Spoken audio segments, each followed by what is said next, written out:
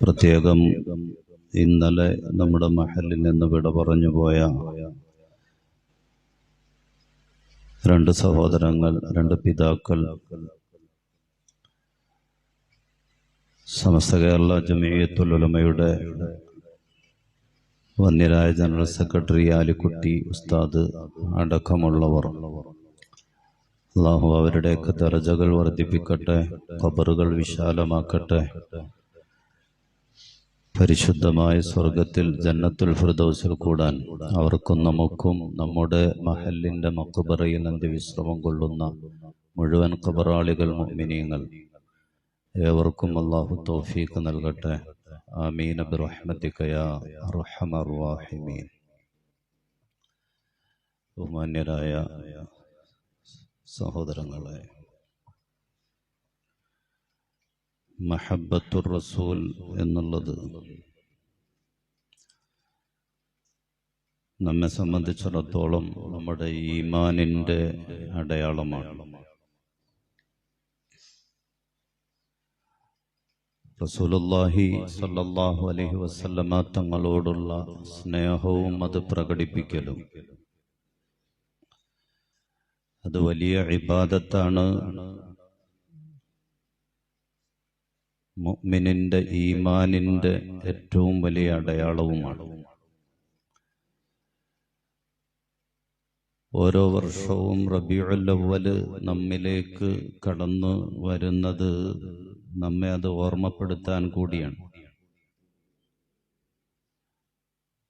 വെറും ഒരു മാസം അല്ലെങ്കിൽ റബീഉൽ അവ്വൽ 1 മുതൽ 12 വരെ മാത്രമല്ല, വർഷം മുഴുവനും ജീവിതം മുഴുവനും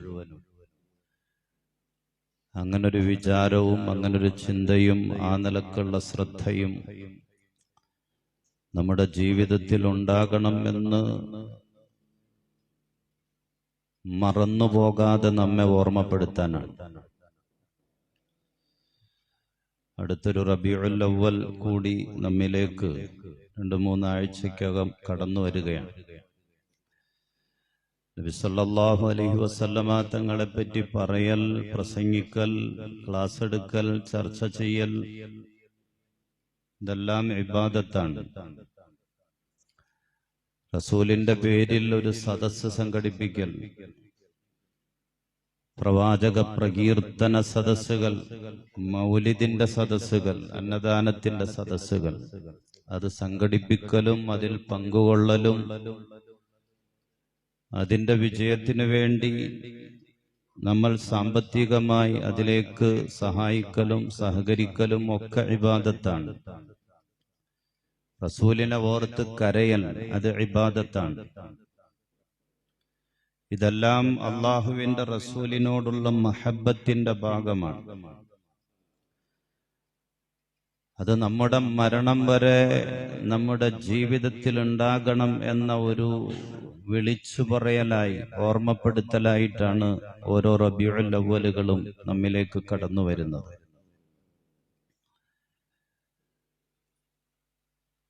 മൻ അഹബ്ബ ശൈഅൻ, ഒരാൾ ഒരു വസ്തുവിനെ വല്ലാതെ ഇഷ്ടപ്പെട്ടാൽ, അക്സറ ദിക്റ,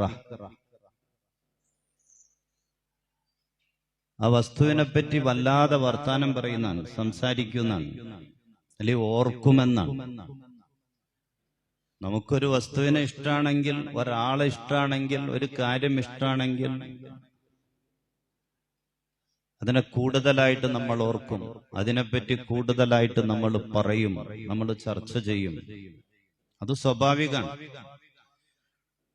റസൂലുള്ളാഹി സ്വല്ലല്ലാഹു അലൈഹി വസല്ലമ തങ്ങളെ സംബന്ധിച്ചിടത്തോളം പറഞ്ഞു തീർക്കാൻ പറ്റാത്ത ഒരു പ്രതിഭാസമാണ് അല്ലാഹുവിന്റെ റസൂൽ.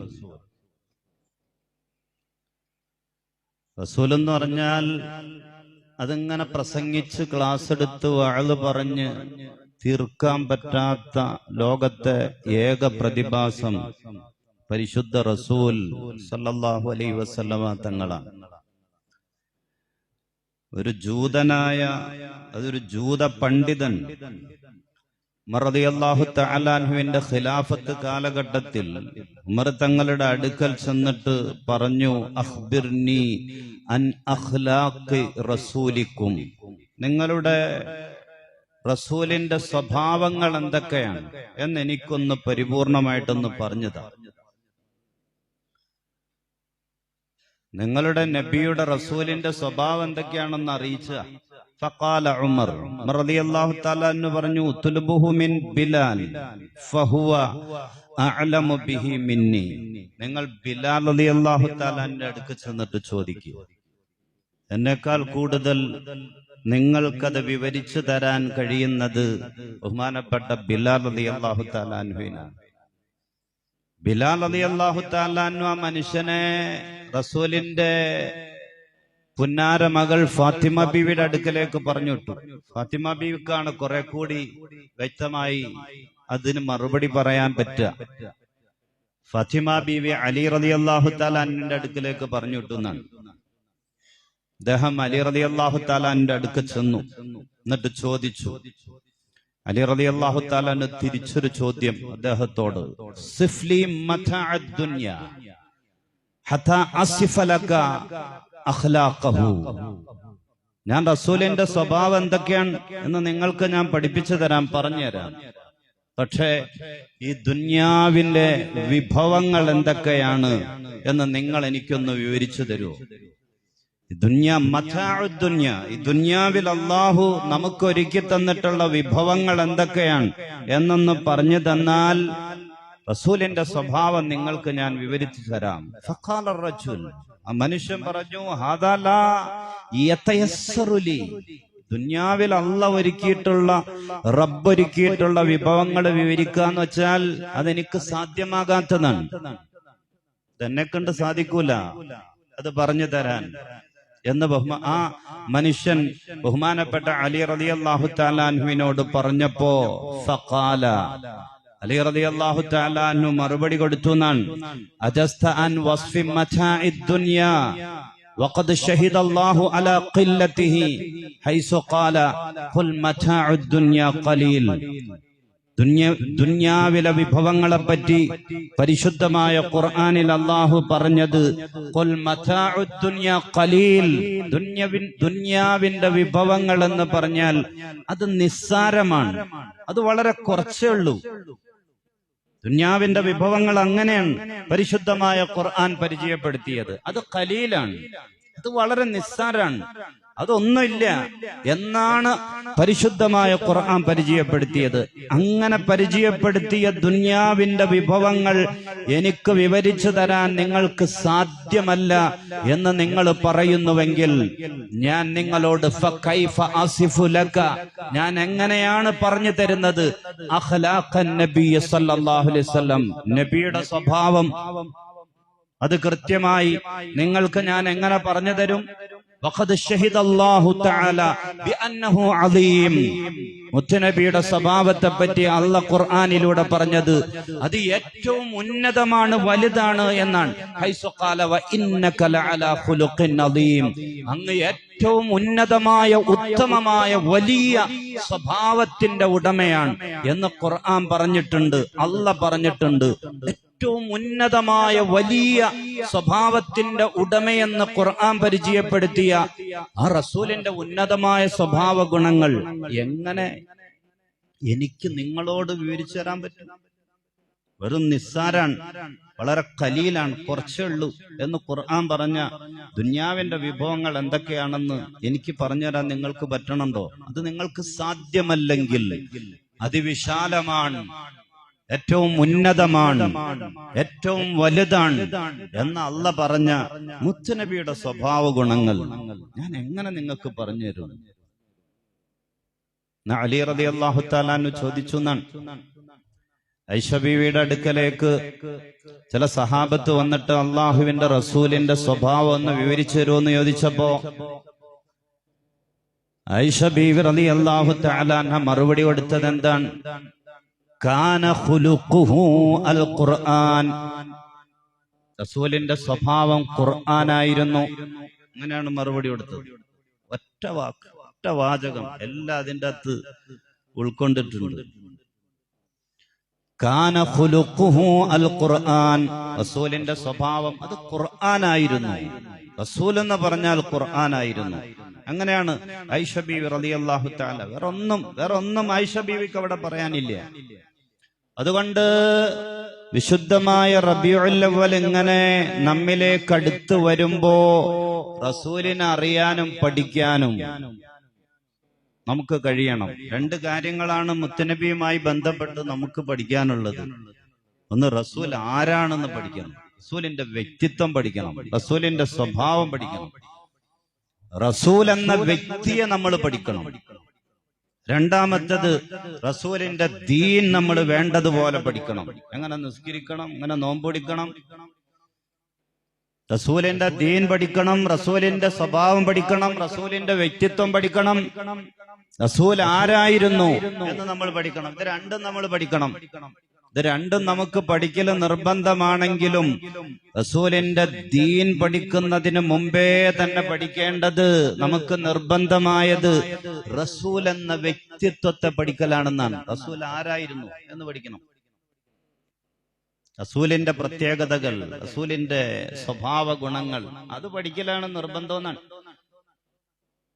ഫിഖഹിന്റെ ഉലമാക്കൾ പറയുന്നുണ്ട്, വഅവ്വലു വാജിബിൻ അലൽ ആബാഅ വഅവ്വലു വാജിബിൻ അലൽ ആബാഅ, ഏറ്റവും ആദ്യമായി രക്ഷകർത്താക്കൾക്ക് നിർബന്ധമാകുന്നത് അലൽ അംരി ബിസ്സലാഹ്, കുട്ടികളോട് നിസ്കാരം കൊണ്ട് കൽപ്പിക്കുന്നതിനേക്കാൾ മുമ്പ് മക്കളോട് നിസ്കാരം പഠിപ്പിച്ചു കൊടുത്ത് നിസ്കാരം കൊണ്ട് കൽപ്പിക്കുന്നതിനേക്കാൾ മുമ്പ് മാതാപിതാക്കൾക്ക് നിർബന്ധമാകുന്നത് തഅലീമുഹു, ആ മക്കളെ പഠിപ്പിച്ചു കൊടുക്കലാണ്.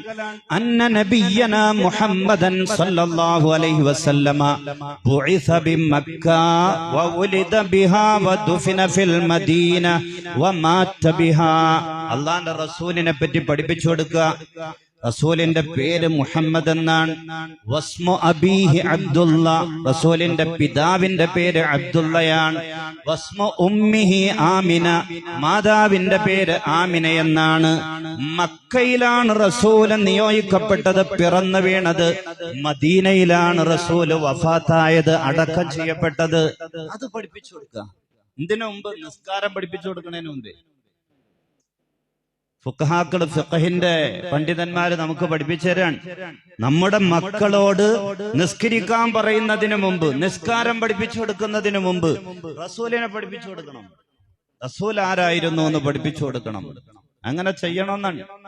അതുകൊണ്ട് ആദ്യം നമ്മൾ റസൂലിനെയാണ് നമ്മൾ പഠിക്കേണ്ടത്, റസൂലിനെയാണ്. അതിനുള്ള പ്രചോദനമാണ് പരിശുദ്ധമായ റബീഉൽ അവ്വൽ. സഅദൻ നബിയ്യു സല്ലല്ലാഹു അലൈഹി വസല്ലമ അല സഫ, റസൂൽ സഫാ മലയുടെ മുകളിലേക്ക് കയറി. പ്രവാചകത്വം ലഭിച്ച സമയത്ത് അത് ജനങ്ങളിലേക്ക് വിളിച്ചു പറയാൻ, ഈമാനിനെ പറ്റി, ഹിദായത്തിനെ പറ്റി, ഇസ്ലാമിനെ പറ്റി, അള്ളാഹിനെ പറ്റി പറയാൻ, ശിർക്ക് തെറ്റാണെന്ന് അവർക്ക് ബോധ്യപ്പെടുത്തി കൊടുക്കാൻ, സ്വർഗത്തെ പറ്റിയും നരകത്തെ പറ്റിയും അവർക്ക് ബോധ്യപ്പെടുത്തി കൊടുക്കാൻ സഫാ മലയുടെ മുകളിൽ കയറിയിട്ട് മക്കയിലെ മുഴുവൻ ഗോത്രവർഗക്കാരെയും ആ പർവ്വതത്തിന്റെ മലയുടെ താഴെ വിളിച്ചു കൂട്ടിയിട്ട് ആദ്യം അള്ളാന്റെ റസൂല് പറഞ്ഞത് എന്താണ്? അതല്ല പറഞ്ഞു കൊടുത്തത് റസൂല്. റസൂല് പറഞ്ഞത്, ഫഖാല അറഅയ്തും ലൗ അഖ്ബർതുകും അന്ന ഖൈലം ബിൽ വാദി, ഈ മലഞ്ചെരുവിന്റെ മറുഭാഗത്ത് നിന്ന് കുറെ കുതിരപ്പട നിങ്ങളെ മക്കയെ ആക്രമിക്കാൻ വേണ്ടി വരുന്നു എന്ന് ഞാൻ പറഞ്ഞാൽ നിങ്ങളത് വിശ്വസിക്കുമോ? റസൂല് ചോദിച്ചത് അതാണ്. ആദ്യം അവരോട് ചോദിച്ചത്, ഞാൻ റസൂലാണ്, ഞാൻ പ്രവാചകനാണ്, അതുകൊണ്ട് എന്നെ നിങ്ങൾ വിശ്വസിക്കണം, ലാ ഇലാഹ ഇല്ലല്ലാഹ് നിങ്ങൾ പറയണം. അതല്ല റസൂല് പറഞ്ഞത്.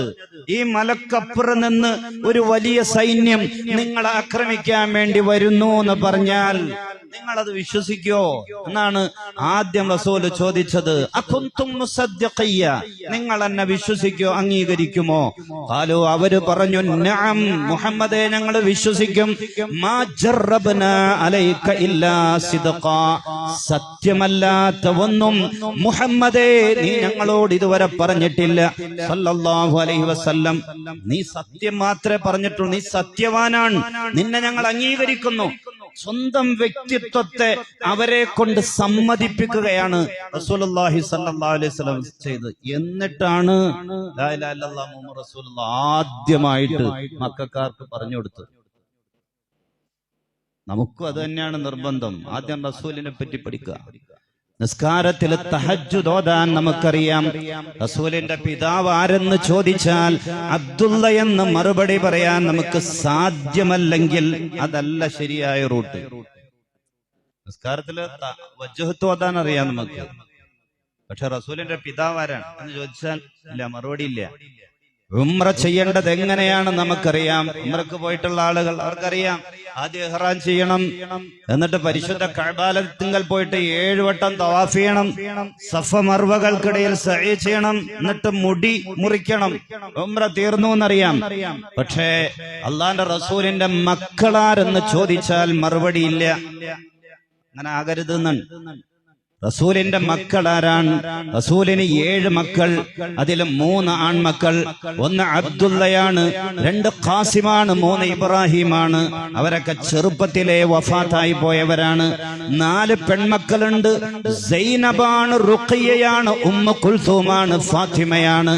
അങ്ങനെ മറുപടി പറയാൻ പറ്റണില്ലേ നമുക്ക്? ഉംറ ഹജ്ജ് എങ്ങനെയൊക്കെ ചെയ്യണമെന്നൊക്കെ അറിയാം. ഇതിനെ പറ്റിയൊക്കെ വലിയ വിവരമാണ്. അതല്ലാന്നാണ് ശരി.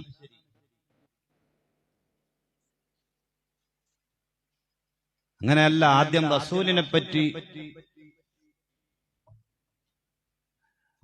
റസൂലിനെ പറ്റി നമ്മൾ പഠിക്കുക. അതാണ് മാതാപിതാക്കളെ സംബന്ധിച്ചിടത്തോളം അവർക്ക് ആദ്യം നിർബന്ധമാകുന്നത് മക്കളെ പഠിപ്പിച്ചു കൊടുക്കൽ, നിസ്കാരം പഠിപ്പിച്ചു കൊടുക്കുന്നതിന് മുമ്പ് മുത്തുനബിയെ പഠിപ്പിച്ചു കൊടുക്കലാണ്. റസൂൽ ആരായിരുന്നു? അതുകൊണ്ട് നമ്മെ സംബന്ധിച്ചിടത്തോളം പരിശുദ്ധമായ റബീഉൽ അവ്വൽ 2-3 ആഴ്ചക്കകം കടന്നു വരുമ്പോ അള്ളാന്റെ റസൂലിനെ മനസ്സിലാക്കാൻ ഇന്നത്തെ കാലഘട്ടത്തിൽ പഠിക്കാനൊക്കെ നമുക്ക് ധാരാളം മാർഗങ്ങളുണ്ടല്ലോ, സോഷ്യൽ മീഡിയകളിലൂടെ.